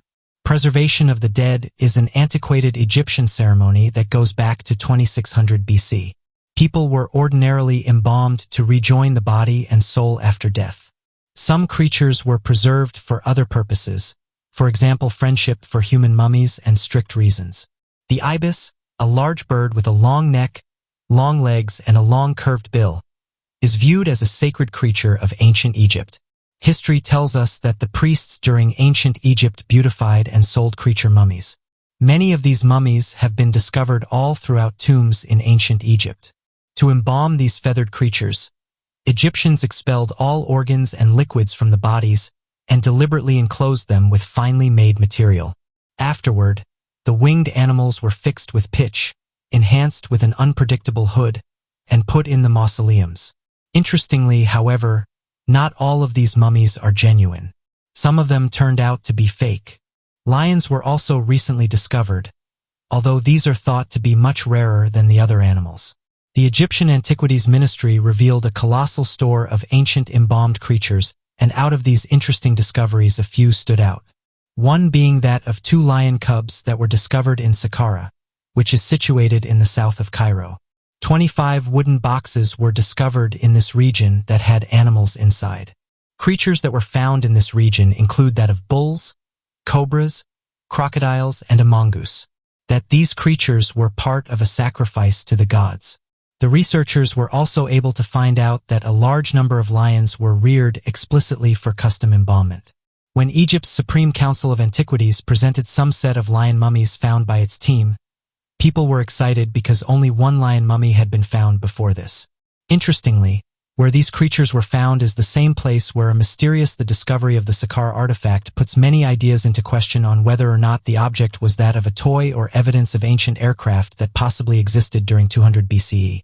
In an 1898 excavation, strange bird-shaped artifacts made out of wood were discovered. These artifacts depict a bird first at the front. However, the rest of the body seems similar in design to a modern-day charter plane rather than a bird. Located atop the bird appears to be one single large wing, commonly seen in modern taildraggers planes, whereas the back of the bird shows what appears to be a similar design to a rudder that flattens out at the back in a vertical position. Further evidence of the ancient Egyptian gods wielding advanced technologies is the fact that the bird face used for the Saqqara bird is that of a falcon, an image commonly used to depict many of the Egyptian gods and their power. Further evidence was established when aerodynamics expert Simon Sanderson tested an exact replica model of the carved bird in a modern wind tunnel. Even without a tailplane, rudder, or flaps, the model generated 4 times the glider's own weight and lift, proving indefinitely that even without the use of modern-day equipment, the carved image could glide on its own. When Simon Sanderson added a stabilizing tailplane to the carved wooden figure and tested it in a flight simulator, it was able to fly quite well and control with ease that rivals in comparison to many aircraft built today. In his paper, Simon wrote that, quote, modern technology has proved beyond all doubt that it could have flown, end quote. The last discovery on this list is the Dal Medina that was found with tattoos. In recent years, researchers have discovered various ancient humans with tattoos. And it seems that ancient Egypt was no stranger to this practice. Certain mummies were found in Deir el-Medina, proved that some individuals were inscribed with tattoos. How and why they did this is not entirely understood. Ancient Egyptians were known for decorating their temples, their house walls, their furniture, and their tomb walls. But when an archaeologist made this discovery, it did baffle Egyptologists. Interestingly enough, all the tattoos belonged to women. Infrared scans on these bodies revealed different designs. Some of the designs included balls, a human eye, and an S-shaped tattoo. As of right now, more tests are being carried out on these individuals in the hopes of trying to understand who they were and why they carried out this practice. Researchers have said that it's an exciting time for ancient Egypt, as every year they are making new discoveries that help them to better understand ancient Egypt's past. With that being said, though, there are still some discoveries that have baffled scientists. With each passing year, new discoveries are made, and it seems there's much more to be discovered underneath the sands of Egypt. But what do you make of these interesting discoveries? While scanning the cosmos, NASA researchers have been able to find some incredible celestial objects. According to NASA, there are more than 25,000 asteroids near us of 140 meters in size at a minimum. One of the biggest asteroids to hit our planet happened 65 million years ago. Scientists say a colossal asteroid hit the Earth, causing the KT event and the eventual death of the dinosaurs. When this giant space rock hit the Earth, it caused a massive chain of events to unfold. The event would have caused climate and geological changes that interrupted the dance floor's food supply. In North America, a terrifying tsunami buried plants and animals under thick piles of rubble. Lofty debris darkened skies around the world, and the planet chilled and stayed that way for years. Within a short amount of time, over 70% of life on Earth perished. So it's easy to see why these objects are carefully observed by scientists. There are plenty of other near-Earth objects that could be a threat to our planet, some of which are miles in diameter. NASA are constantly scanning the skies for near-Earth objects. These are small celestial bodies such as asteroids that could cause harm to the planet. One of these that's recently made the news is that of 2002 PZ39. NASA has confirmed this large asteroid will come close to our planet, further saying that it's currently traveling at around 34,000 miles per hour. However, despite the mainstream media picking up on this information, researchers have said that it's unlikely to make contact with our planet, further saying that it's much smaller than the asteroid that took out the dinosaurs. This celestial object is said to come close to our planet on the 15th of February. NASA made the following statement. Potentially hazardous asteroids are currently defined based on parameters that measure the asteroid's potential to make threatening close approaches to the Earth. NASA went on to say that their research showed them that this asteroid in question is over 3,200 feet in diameter, and although it's not as big as the asteroid that wiped out the dinosaurs, if it were to make contact with our planet, it could potentially set off a chain of events, including that of setting off supervolcanoes. It's important astronomers conduct further research on these objects. Detecting a celestial body early on is essential to understanding what its behavior is like. For example, back in 2018, we saw more than 91 nemesis hits of different asteroids of all sizes passing by our fragile blue planet. The scary thing is, out of the 91 asteroids that passed by us, only 30 of these asteroids were seen coming prior to their passing, and only 2 of those were discovered 1 year ahead of the near-miss event. This means that for more than 89 of the asteroids nearly striking the Earth in 2018, only 2 of them could have been prevented with our current technology, showcasing just how threatening these large celestial bodies can be. Recently, an asteroid by the name of 2019 OK made headlines around the world. This wasn't because of its size, but rather because its sudden appearance in our sky. We had no idea it was close to our planet until the day it passed by us. Again, this shows just how fragile we really are. Our best scientists and researchers had no idea this object was flying past us until the last minute. And at this point, it could have been too late. So what do you make of these interesting celestial discoveries? Scientists have said that humans can't wrap our heads around how massive the universe is. While they may never map out the entire space, it doesn't stop them from trying to explore it. Since the early days of NASA, astronauts have gone to the moon, observed Mars through robot-controlled rovers, and discovered many planets orbiting beyond the solar system. Researchers have recently come forward and said they've made an interesting discovery in regards to Saturn. Saturn is perhaps known for its iconic rings, which are the most bright and biggest in the solar system. Saturn will, however, not maintain this look, as data has shown us the planet is losing its rings. Astronomers reported that the rings have no more than 100 million years before they disappear, which is a relatively short time considering Saturn is over 4 billion years old. NASA researchers report that Saturn's rings are made up of ice water. And what's currently happening is they are being ripped apart. James O'Donoghue, a lead researcher at NASA, said in a statement that the rings are being drained, and around an Olympic-sized swimming pool of water it's being drained from the rings every half an hour. He added that at this rate Saturn's entire ring system will disappear in 300 million years. However, measurements of the rings material falling into the equator of Saturn by the scientists have long debated the origin of these rings, with some suggesting they go back to 4 billion years ago to the same time as Saturn and the entire solar system, while others propose that the rings formed around the planets many years after its formation. This study, however, indicates that the ring formation occurred less than 100 million years ago. O'Donoghue continued to say that if these rings are temporary, we may have missed out to see Jupiter, Uranus, and Neptune's giant ring systems, which are currently thin ringlets. Data collected from the Cassini spacecraft discovered that the ring rain was a heavy downpour. The Cassini iron and neutral mass spectrometer sniffed out the area between Saturn and its closest rings, the D ring, and scientists determined that organic compounds are releasing chemical cocktails of grains of dust from the D ring. The spectrometer revealed that the rings are made up of water, ammonia, molecular nitrogen, methane, carbon monoxide, and carbon dioxide. Tonto Waite, a principal investigator of the Cassini spacecraft, said they were able to measure the particles of the rings because they hit the spacecraft at very high speeds, which caused their vaporization. He added that the constituents of falling from the rings so fast are 10,000 kilograms of material every second. According to Thomas Cravens, an astronomy and physics professor at the University of Kansas, if the rings do not somehow get new material, they will gradually drain away at some point. Saturn is almost 900 million miles from the Sun, which is around 10 times as far as the distance of the Earth from the Sun. While Saturn's day takes almost 10.7 hours, its 1 year is almost 29 Earth years, and its size is around 700 times that of Earth. It's currently aligned with the Earth and the Sun, which gives us a great view of this planet and some of its moons. Through telescopes, Saturn's moons and its rings can be observed. Researchers have recently observed 2 invisible stars bending spacetime deep in the Milky Way. Astronomers observed a strange phenomenon from the Geiss Space Observatory between July and August 2016. A fair-wayed star that mysteriously became brighter and then dimmed. After a few weeks, it again brightened and then dimmed. This mysterious behavior was not anything of the star's own making, but instead the gravity of an object that was unseen between planet Earth and itself. It was magnifying the light of the star as it passed through.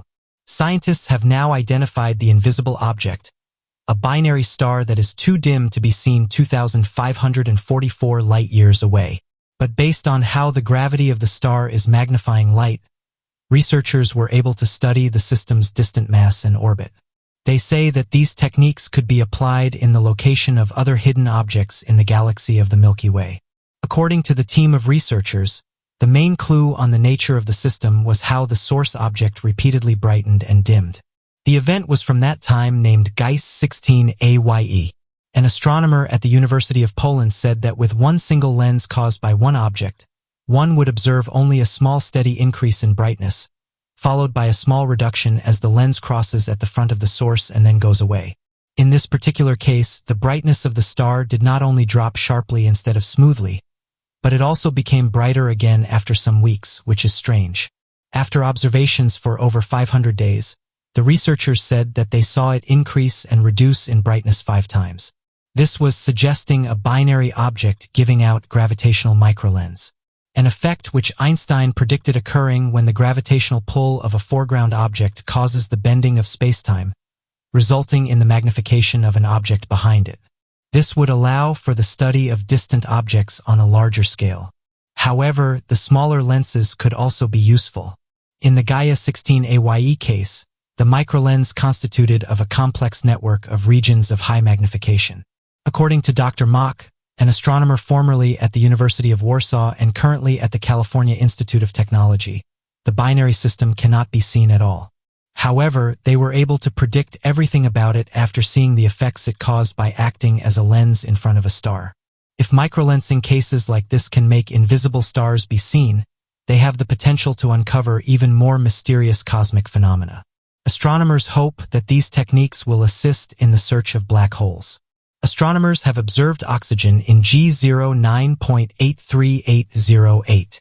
Researchers from the University of Texas and leading university discovered a new method of mapping faraway galaxies through the observation of an oxygen fingerprint in a faraway galaxy, something that is normally not possible from planet Earth. In their research, the astronomers used a spectral line of atomic oxygen which in normal scenarios cannot be viewed from terrestrial telescopes. However, because the light comes from faraway galaxies, it made it stretch, making it measurable from our planet. To detect galaxy G09.83808, which stems billions of light-years after the Big Bang, making it one of the universe's oldest galaxies, researchers had to point the telescope in one particular place for 2 hours. Going forward, astronomers would want to map galaxies forever away based on the oxygen line, as they have already discovered that the Observatory of Chile would require only 10 to 15 minutes to observe a faraway galaxy in detail. Researchers have in recent years discovered even more galaxies in the early universe. Research using spectral lines would be required to obtain details about the circumstances that prevailed at that moment. Scientists have until now used ionized carbon lines and ionized oxygen lines. However, these combinations make interpretation difficult. The new spectral line of atomic oxygen has been seen as a holy grail for over 20 years. However, the galaxies have been very distant. For the nearer galaxies, the light coming from the oxygen line does not go through the atmosphere of the Earth.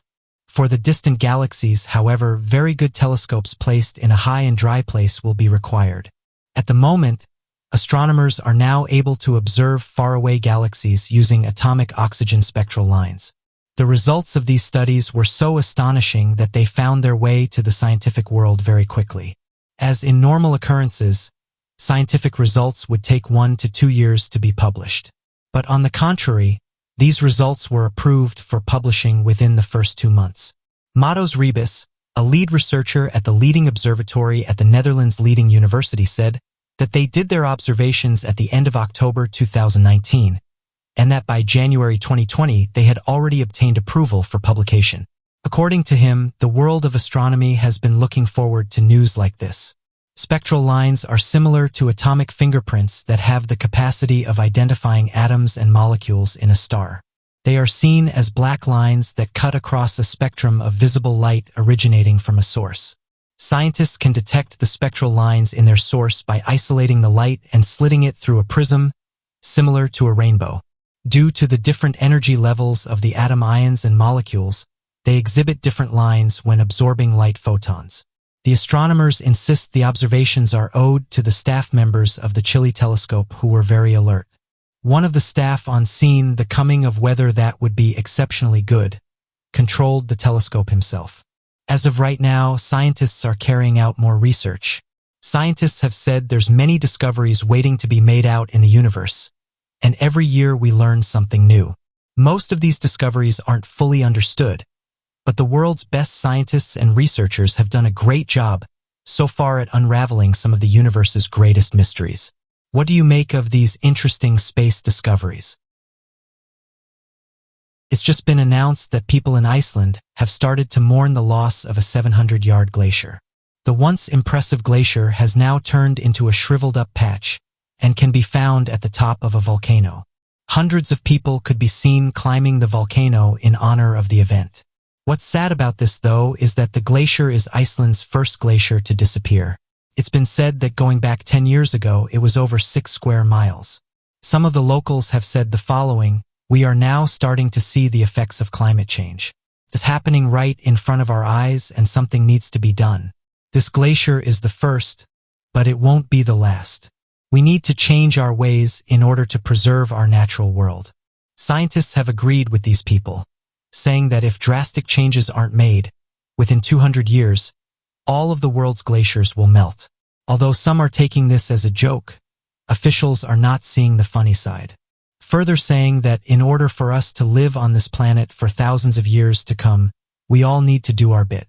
A plaque was installed close to the region and it carries the following message: "This monument is to acknowledge that we know what is happening and what needs to be done. Only you know if we did it. The meaning is deep and hopefully we can turn things around." Another person said the following about the event: "Some don't believe in global warming, which is fine. However, whatever you believe, one thing that is fact is that ice around the world is melting, and we need to try and stop that as soon as we can before it's too late. Scientists have recently come forward with some more worrying news. They have said that as the Earth's temperature is rising, we could be subjected to something stored in the ice. For many years now, researchers have talked about ancient diseases being stored in ice caps around the world. What's happening is that now they're melting, we'll start coming into contact with these ancient pathogens. This isn't an issue for things we're aware of and things we can cure, but we potentially wouldn't know anything about this ancient disease. The World Health Organization said the following. It represents the knowledge that a serious international epidemic could be caused by a pathogen currently unknown. So regardless of people's views, it's in our best interest to ensure these glaciers don't melt across the well. While scanning the cosmos, NASA researchers have been able to find some incredible celestial objects. One of these goes by the name of Bennu. It was announced on the 3rd of December 2018 that a NASA probe had completed its 1.2 billion mile or 2 billion kilometer journey to arrive at the asteroid Bennu. Researchers have now said the probe will begin a survey of the asteroid. The spacecraft will start flyovers of the asteroid's north and south. Probe will get close to the asteroid as well. It's been announced it will fly around 4 miles above Bennu during each flyover. This asteroid isn't just a piece of rock floating in space. It's one of our solar system's most ancient relics. It's been floating in space for more than 4.5 billion years. Scientists have said this rocky body formed within 10 million years of our solar system's formation. Scientists have said that Bennu luckily broke off from a much larger carbon-rich asteroid around 700 million to 2 billion years ago. Its original formation was likely in the main asteroid belt between Mars and Jupiter. NASA researchers, though, have just said they've discovered something they didn't expect to. It turns out scientists were expecting Bennu to be made up of sand, but instead it's made up of rocks. The lander was programmed to pick up the sand-like substance, but it's now caused a slight problem for the lander. The lander in question is around 20 feet in length and has the ability to travel over 19,000 miles an hour. With that being said, though, this recent discovery doesn't mean the mission is over. Lead researchers have said the lander will be able to cope with the terrain. One of the scientists said the following, "The extraordinary in-flight performance to date demonstrates that we'll be able to meet the challenge that the rough surface of Bennu presents." The extraordinary performance encompasses not only the spacecraft and instruments, but also the team that continues to meet every challenge that Bennu throws at us. On the 18th of June 2019, NASA said the lander managed to get even closer and capture a photograph of the asteroid at only 0.4 miles away. NASA have also announced this asteroid could one day make contact with our planet. The space rock, which is 492 meters or 1,614 feet, has a 1 in 2,700 chance of impacting Earth. They said that Bennu will pass Earth at around 750,000 kilometers or 460,000 miles on the 23rd of September 2060. It's also been said that Bennu could potentially be mined for water in the future. Scientists have said that while conducting tests on the Alps, they made a worrying discovery. This new research says that scattered all across the Alps are microplastics. One of the researchers said the following about the discovery. It's apparent the majority of microplastics in snow comes from the air. The study was published in the journal Science Advances. This was after tests were conducted on snow samples from the Swiss Alps and the Arctic. Scientists have said that what's worrying is that these microplastics were found in high concentrations. Not only that, but they were found all over the region. Researchers have now said it's very likely plastic can be found in every location on Earth. Other microplastics have been found in places such as the Amazon and deserts of our planet. Doctors from India recently said that plastic pollution is affecting the locals, with one doctor saying that they're treating young children and most of these are being treated for abdominal sickness, and this comes from the contaminated environment. This pollution has started to negatively impact the natural environment and creates problems for plants, wildlife, and even humans. Recently, scientists were exploring the Mariana Trench, and so far they've been able to reach a depth of 10,928 meters. What's incredible about this is they've passed the previous record of 10,916 meters. So one of the first things that people were asking is what did they find when there was down there? One climate activist said the following, rubbish was found lying at the bottom of the Mariana Trench. And although this sounds a bit anticlimactic, it also shows us how we're affecting every part of our planet. Even the lowest points where you'd expect not to find this kind of stuff. Every year it's estimated that over 12 million tons of plastic ends up in our oceans, and most of this is picked up by currents and distributed across the entire planet. This doesn't just look ugly, but it affects everything that lives in our oceans. Every marine creature suffers due to how plastic is in the water. It's a sad truth that needs to change in order to preserve our beautiful planet. The discovery made many people sad, and put into perspective that we need to change the way we dispose of our used products. For now, the team is still studying the area and hoping to learn more about how life lives at these dams. The light sail craft is making the rounds on news websites recently for the incredible images it's sending back. This project is a crowd-funded solar sail project from the Planetary Society. The mission first launched on the 25th of June, 2019, and this craft is special because it's the first spacecraft in Earth's orbit propelled by sunlight. Not only has this project so far been a massive success, but it showed researchers that a controlled solar sail could be a success. Be better than rocket engines. The organization is based in the United States and have managed to capture the attention of millions already. The Planetary Society said the following on their website. LightSail 2 captured this image of its deployed solar sail and Earth on the 31st of July, 2019 as the spacecraft was passing over the Pacific Ocean. The image has been oriented to place north up Pacific Ocean and Baja California are visible in the background. LightSail 2's dual 185-degree fisheye camera lenses can capture more than half of the sail. This image is being de-distorted and color-corrected. Fervor saying that during the first 10 days following sail deployment, the spacecraft was in solar sailing mode about 2/3 of the time.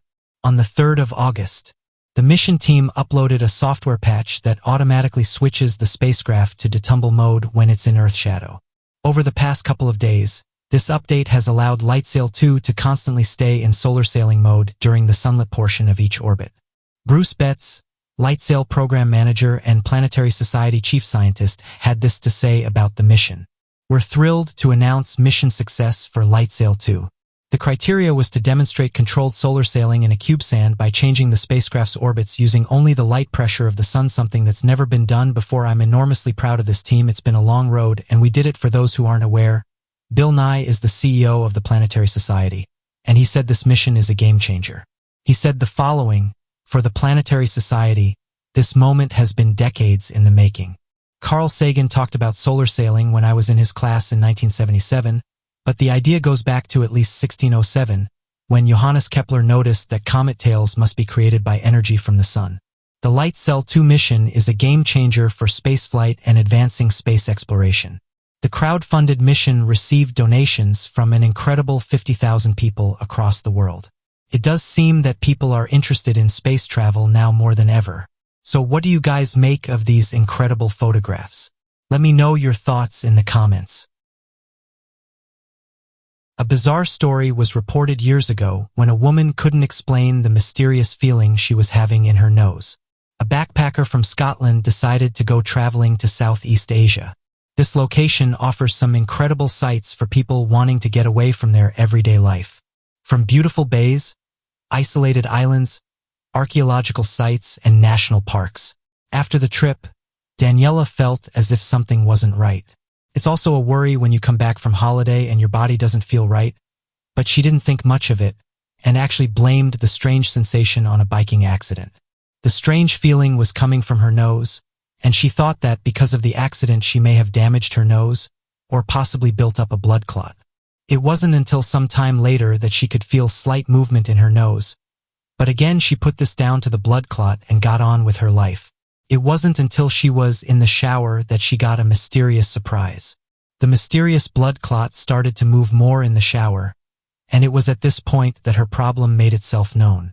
Daniela had actually had a leech up her nose for several weeks. Realizing the leech had been up there for so long, she quickly called the emergency service. The hospital staff used forceps and tweezers to remove the parasite. It suggested that she picked up the creature while she was traveling, and that it burrowed deep inside her nose during this time. She went on to tell BBC Scotland the following. Your initial reaction isn't to start thinking there's obviously a leech in my face. Obviously my nasal passages would open up because of the steam and the heat and the water, and after this it came out quite far, around as far as my limb, so I could kind of see it in the corner of my eye. But still didn't think it was a worm because it just looked like a blood clot. After this happened, I jumped out the shower and unsteamed the mirror. I then had a proper good look and I could see little ridges on him. After contacting the emergency service, they did a great job at removing it. It's not something I can imagine they see every day. You would think that most people would want to stay away from parasites. However, it was reported last year there are people actually collecting these and keeping them as pens. Some people came forward and said that these creatures make great pens, but that you need to be careful to put them away in case they get out of their enclosures and start sucking on your face. In fact, it's reported that if leeches are hungry and sense your body heat, they will start to head towards you with the sole intention of draining your blood. Although for some this is off-putting, the way in which the leech does this is rather interesting. Once it's found its host, it will inject them with saliva. Found inside this is anesthetic and anti-blood clotting compounds, which means that you don't feel it while it's burrowing in your skin, and that you continue to bleed. It's one of the reasons why it takes hours for you to stop bleeding once the leech has attached itself. Leech keepers have said they make wonderful pens, and should be seen in the same light as cats and dogs. So my question to you guys is, what do you make of this? And would you be interested in owning a leech? It's been estimated by scientists there's around 3,000 human-made satellites in orbit around the Earth. After the Soviet Union launched the very first artificial satellite into orbit in 1957, various countries around the world have sought to compete, and satellites today are now used for communication, navigation, and exploration. One mysterious satellite that's been capturing people's attention for many years is the Black Knight satellite. Satellite is considered by some to be an object that's very old, saying it's been above our planet for a long time now. No one knows its true age, but some have said it could be thousands of years old. This mysterious satellite has been featured in the media since the late 50s and has become one of the most talked about objects in Spain's. One of the first people to allegedly pick up on the object was that of Nikola Tesla, a Serbian-American inventor who had changed the world we live in. At the time, his unique mind wasn't appreciated. It's only been in the years following his death that people respect what he was trying to achieve. Nikola Tesla wasn't one to shy away from electricity and being able to harness it. Anti-gravity technology and something that become known as the ether. He would talk about it for length and believe that he could tap into it and use its abilities to create a future in which magical devices could exist and change the landscape and powers of humanity overall. It was allegedly reported that Tesla was able to intercept a signal unlike any natural sources from Earth, such as electrical storms that he had already investigated in his experiments. He reported this mysterious signal was coming from an outside intelligent source, and some have suggested that what he was picking up on may have been the Black Knight satellite. This photograph was recently published online, and some made the connection between this and the Black Knight satellite, with one person saying the following: if you look at both objects side by side, there's definitely things they have in common. I know some people have said this was a thermal blanket that was lost during a mission, but that isn't what we're seeing here. Out of the massive amount of space debris, we wouldn't be able to locate this object on various occasions. If it was as small as they may count, it would be very hard. This object is genuine and one that many of us find fascinating.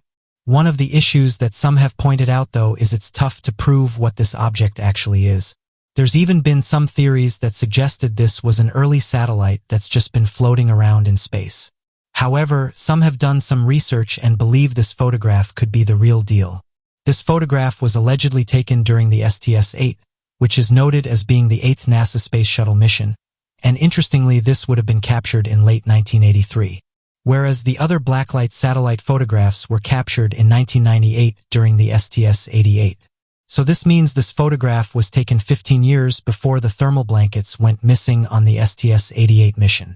So my question to you guys is, what do you make of the Black Knight satellite and this photograph in particular? The first unmanned mission to the moon was in 1959 by the Soviet lunar program, with the first manned landing being Apollo 11 in 1969. The primary objective of Apollo 11 was to complete a national goal set by President John F. Kennedy on May 25, 1961, being perform a crewed lunar landing in return to Earth. Additional flight objectives included scientific exploration by the lunar module, deployment of a television camera to transmit signals to Earth, and deployment of a solar wing composition experiment and seismic experiment package. During the exploration, the two astronauts were to collect samples from the Moon and return them to Earth. They were also given instructions to photograph the lunar surface as much as they could. On July 20, 1969, American astronauts Neil Armstrong and Buzz Aldrin became the first humans ever to land on the Moon. Around 6.5 hours later, Armstrong became the first person to walk on the Moon. However, over the years, photographs have made the rounds on social media, and some have suggested that Neil Armstrong's footprint on the Moon doesn't match that of his spacesuits. It all started when a photograph of Neil Armstrong's Apollo 11 spacesuit was compared to his footprint on the Moon. And interestingly, this was the actual suit he wore while on the Moon. The reason the footprints are different is because the astronauts had more gear on. This was in the form of lunar overshoes that went over the suits. Interestingly, these, along with many other objects, were left on the Moon. This was in order to help reduce the weight of the spacecraft. Another thing that was reported recently was that NASA lost the original footage of the first moonwalk. Admiredly, although this sounds like some outlandish theory, there is some truth to it. NASA had this to say. NASA searched for it but could not locate some of the original Apollo 11 data tapes. Original in the sense they had directly recorded data transmitted from the Moon. An intensive search of archives and records concluded that the most likely scenario was that the program managers determined there was no longer a need to keep the tapes, since all video and data were recorded elsewhere and they were erased and reused. NASA also said that data from these original tapes were relayed to the Manned Spacecraft Center, further saying the following: the video was recorded there and in other locations. There is no missing video footage of the Apollo 11 moonwalk. Interestingly, it was announced that while this was going on, a NASA intern was selling what he said were the lost Apollo 11 tapes. The worker said that he brought the tapes from the government and that he hopes to sell them. However, NASA officials have said the tapes don't contain any material that hasn't already been preserved. NASA had this to say about the tapes. If the tapes are as described in the sale material, there are 2-inch videotapes recorded in Houston from the video that's been converted to a format that could be broadcast over commercial television and contain no material that hasn't been preserved at NASA. So what do you guys make of NASA losing these tapes? Over the years, many people have made some interesting discoveries, with the majority of these being easily explained. However, every so often there is a discovery that doesn't get explained right away. This is what happened when hundreds of ancient skeletons were discovered inside this lake. Going back in 1942, a British forest guard in India made a worrying discovery. While exploring a region tens of thousands of feet above sea level, they came across a small lake and so decided to take a closer look. The weather for this time of year was different in the fact that ice had melted, and it soon revealed what it had been hiding. Inside the lake was hundreds of ancient bodies, and one thing that was obvious is that something horrid had happened. Due to the time of year, one of the first things that was put forward was that these people could have been involved in the war or were victims that were placed here, and that someone was perhaps trying to cover up activities that had happened in the area. What threw many people off, though, is why someone would go through the effort of placing people inside this lake. After all, it's located around 16,000 feet above sea level. This caused a team of researchers to investigate the case further. It was thought at first the individuals may have been that of Japanese soldiers. However, after tests were carried out, it showed scientists this wasn't the case. Turns out the bones were very old. But one thing that researchers couldn't agree on is how these individuals ended up in this lake. After years of research, a team was finally able to answer that question. DNA tests revealed to researchers that the bones dated back to around 825 to 850 AD. The group was made up of locals who'd been in the area during their demise, showing researchers that these people hadn't been transported here as first assumed. Further research showed the team that the individuals in question were most likely related, or could have been part of the same group, and that they most likely traveled together everywhere they went. Further tests of the skull revealed something interesting. A large majority of them showed small injuries or blows to their heads. Interestingly, though, these were not caused by man-made weapons such as spears or arrows, but rather these came from something that occurs naturally. The most likely explanation is that the group got caught in a large hailstorm and had sustained injuries from the event. What cemented this theory was the fact that the injuries only occurred on the top half of the bodies, suggesting that whatever caused them to pass away came from above. Researchers said there would have been thousands of these hailstones, and that these ancient humans would have had no way of protecting themselves, so they eventually passed away from their injuries. By analyzing the injuries on the remains, the team was able to estimate that the hailstones would have been around 20 to 23 centimeters in diameter, or 7.8 to 9 inches. It wouldn't be until 1,000 years in the future until we would find their remains and be able to unravel their mystery. So what do you make of this eerie discovery? Mike Hughes made headlines around the world. This was because he earned the nickname of the world's only flat-earther rocket man. One of his first missions was a success and was reported by many media outlets. It said that he made the rocket himself for a relatively small price. Some deemed this impressive while others weren't so impressed. The reason behind the rocket being built was so that he could see if the Earth is flat. The flat Earth theory has gained traction in the last 5 years, with many people around the globe believing in the idea. Flat Earth theorists say that our planet is actually a disk, and that on the outside of this flat plane is a giant ice wall. They say the majority of photographs from various space agencies are actually fake or have been edited before they reach the public. According to the Flat Earth Society, its membership has grown by over 200 people a year since 2009, something that scientists have said is worrying. The majority of people that believe in the flat Earth have said that photos above the horizon prove we're living on a flat plane, as when looking at these photos all we can see is a flat horizon.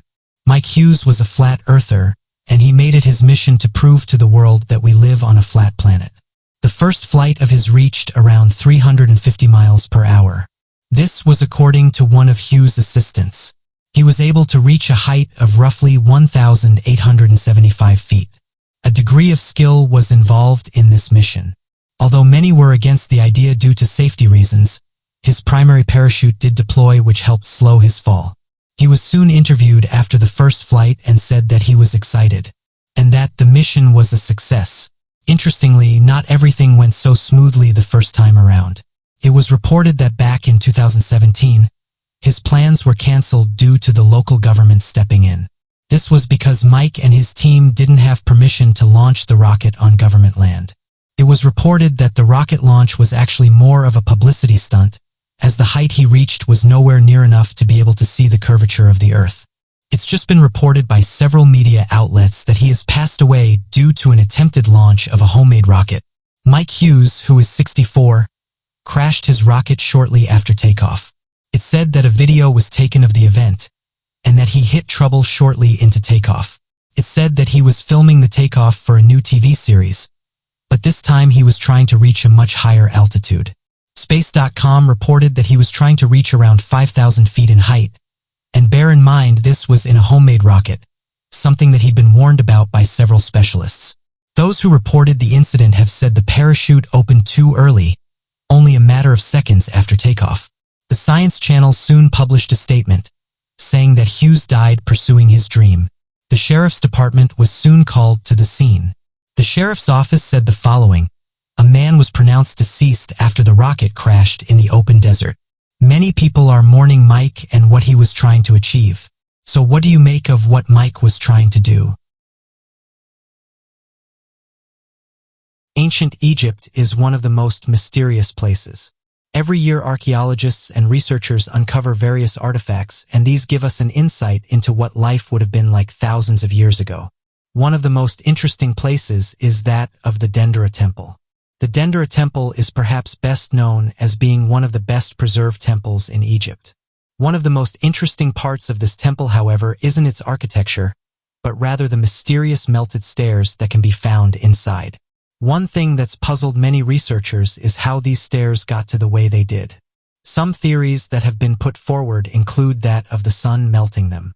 However, this wouldn't have been possible as the temperatures needed to melt the staircase far exceed those in the region.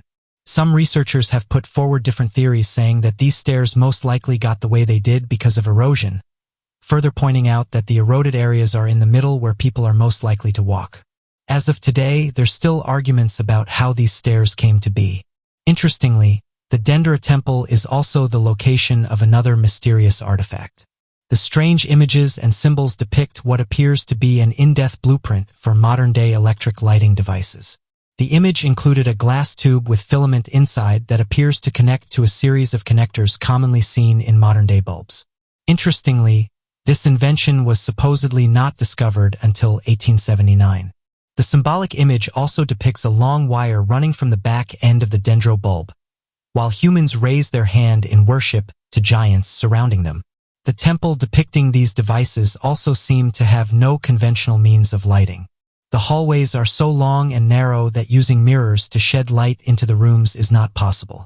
And the use of torches were not existent due to the fact that no residue of ash has been found on the ceilings of the old temple, which is a common way to discern lighting practices in every other building in the area. This could be proof that not only were traditional methods of lighting not used, but that perhaps an alternative source of lighting was provided in the region. Many Egyptologists argue that the depiction is nothing more than a collection of symbols drawn in a way to appear nearly identical to the modern-day light bulbs. However, given the fact that these symbols have never been seen outside of this one depiction, this theory appears to be quite a stretch. The biggest mysteries of our world aren't those facing modern discoveries, but that of ancient discoveries. It appears that the more we learn about the ancient civilizations of Egypt, we find more and more evidence of impossible to explain artifacts that seem to stump even the top Egyptologists from around the world. These two discoveries are just a sliver of what's been discovered in ancient Egypt. And although the majority do eventually get explained, there's still some that remain unsolved. Every year, Egyptologists do a great job at uncovering various artifacts, and it's anyone's guess as to what the next discovery will be. So what do you think of these ancient discoveries in modern-day Egypt? Antarctica is one of the coldest places on the planet. It's been recorded reaching temperatures of -89 degrees. However, recently NASA released some worrying news. They said that at the northernmost tip of the continent, the warmest temperatures has been recorded, and even going on to say that it wasn't by a small margin. This region here, 18.3 degrees. This is currently between 9 and 10 degrees hotter than England. Researchers said that it beat the previous record when it was 17.5 degrees. This was recorded back in March of 2015. This is just the latest worrying information to come from this region. The heat wave lasted for just over a week, and NASA have been assessing the damage the weather has caused. A massive amount of ice has melted into the sea, while other areas around the northernmost point has also felt the effects, with large pools of water forming.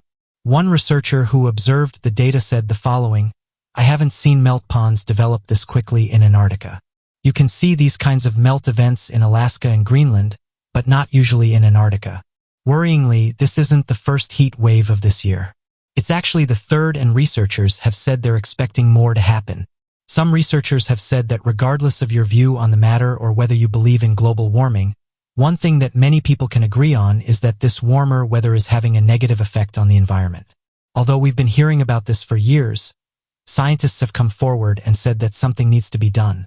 Over the last 50 years, we've seen an increase in warmer waters, and this has had an effect on the ice cams. Photographs have been presented which shows you just how much of the ice has vanished. Researchers have said that between 1979 and 1989, the Antarctic lost over 40 billion tons of melting ice. Incredibly, this number has increased since then. Scientists have said that since then this number has gone up to 250 billion tons per year. This is since 2009. This study was published in the Proceedings of the National Academy of Sciences. Researchers have come forward and said that it takes 350 billion tons of ice to raise the global sea level by 1 millimeter. Many of these scientists don't want to worry people, but it's also important to understand what's happening in these regions. The researchers further said that in the last 3 years we've lost an area the size of Mexico. One researcher at the University of Colorado said the following: "The fact that a change this big can happen in such a small amount of time should be viewed as an indication that the Earth has the potential for significant and rapid changes." Others have said that we're not ready for these extreme changes, further saying that they thought we had more time. NASA climate scientists have said that losing this amount of ice in such a small amount of time means drastic changes need to be made. If not, it will affect areas across the entire planet. According to the National Oceanic and Atmospheric Administration, it's projected that high flooding around the American coastlines this year will surpass typical levels of flooding by around 60%. So what do you guys make of this? And how do you think we can combat this issue? From being amongst the first to discover the New World, to the invention of boats that rivaled the construction methods of the greatest naval fleet ever built, there appears to be a number of mysteries surrounding the ancient Viking culture that researchers are still trying to uncover in the modern day. Going back in 2015, archaeologists discovered an ancient relic that belonged to the Vikings. This artifact was a ring that was estimated to have been created over 1,000 years ago. Interestingly, this ring confirmed that the Vikings had contact with the Islamic world. The ring was discovered inside a 9th century woman's grave in Sweden, and on it was an inscription which said, "For Allah or to Allah." Historians have known for years that the Vikings had dealings with other countries, but this artifact proves that the seafaring civilization had contact with Islamic traders. When the ring was first discovered, it was said that the stone inside was that of an amethyst. However, it turned out to be an exotic glass material. The research was done at Stockholm University, and they used state-of-the-art equipment to reveal the message on the ring. The Scandinavians were known as traders, so it's very likely they fetched goods from a variety of regions. Historians and researchers have also unearthed ancient texts which mention trade between the Vikings and Islamic civilization. The seafaring civilization is one that has captured the attention of many worldwide. Over the years, Vikings have fascinated archaeologists and scientists, and every so often we discover ancient artifacts from their time period. Researchers have said it gives us a fascinating insight into the everyday lives of the Vikings. During their era, the Vikings could be found all over Europe. We have heard of the stories of Vikings being tough and raiding other nations' coasts. But what some may not be aware of is most of them brought families to Britain looking for land to farm. Good farmland couldn't really be found in their own countries. The parts of Britain where most Vikings settled were northern Scotland and eastern England. Another interesting Viking discovery was made using ground-penetrating radar. The archaeologists from Norway said that they discovered an ancient Viking ship buried underneath a farmer's field. What's incredible is that it was only 20 inches in the ground. The ship is over 60 feet in length and was placed there during what would have been a funeral ritual. The ship is in good shape and even contained the remains of a high-ranking Viking warrior. The ship was discovered in southeast Norway, and the farm where it was found is located close to a busy Norwegian freeway. The archaeologists and researchers were able to discover the remains using state-of-the-art ground-penetrating radar. What's special about this discovery is it's only the 4th Viking ship burial to have ever been discovered, with some researchers saying that every time one of these is discovered it gives us a fascinating insight into Viking culture. Perhaps the most interesting discovery in regards to the Vikings is that of the alphabet sword. This sword has been discovered in a few locations across Europe, and researchers have been able to trace it back to the Viking era. It's been suggested by specialists that it was created by someone who was extremely intelligent and who had a great understanding of metals and welding. One thing that's confused researchers, though, is that this sword was created using an incredibly strong metal, and they can't figure out how this individual was able to achieve this. As of right now, researchers are just thankful that they're able to find these ancient relics. So what do you make of these Viking discoveries?